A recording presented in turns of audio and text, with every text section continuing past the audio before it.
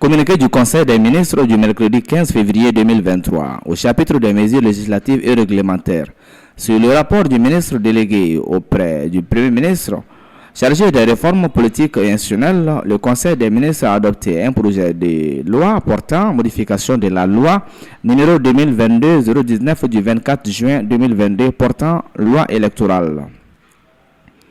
La loi numéro 2022-019 du 24 juin 2022 portant loi électorale confie l'organisation et la gestion de toutes les opérations électorales référendaires à une autorité administrative indépendante dénommée Autorité indépendante de gestion des élections.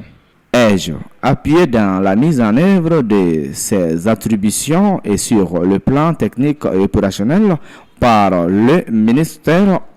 ministère en charge de l'administration territoriale.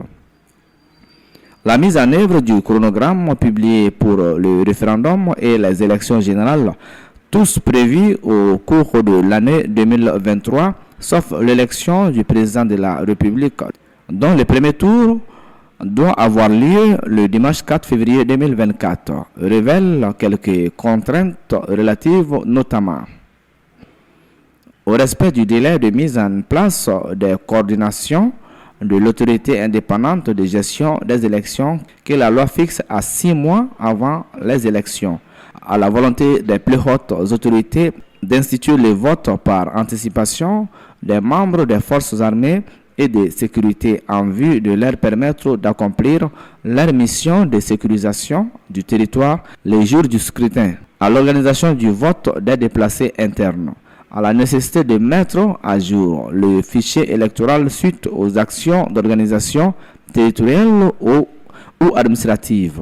à l'institution de la carte nationale d'identité biométrique sécurisée comme carte d'électeur en substitution à la carte d'électeur biométrique, à la correction d'erreurs matérielles. Le présent projet de loi est adopté en vue de prendre en compte les contraintes signalées en modifiant les articles 4, 24, 70, 71, 92, 93, 97, 100, 101, 120 et 149. Les principales innovations qui découlent de ces motivations portent sur l'élargissement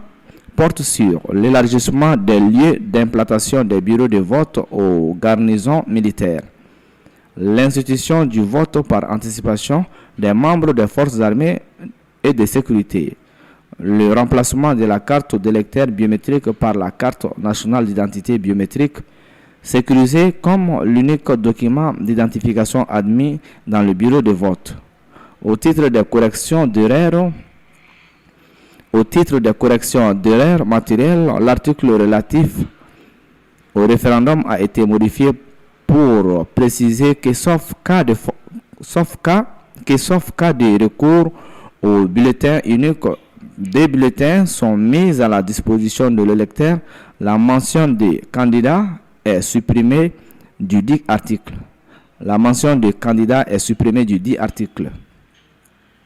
Ces innovations visent à assurer la transparence du processus électoral et à réduire le coût des élections. Bamako, le 15 février 2023, le secrétaire général du gouvernement Mahamadou Dagnon, officier de l'ordre national.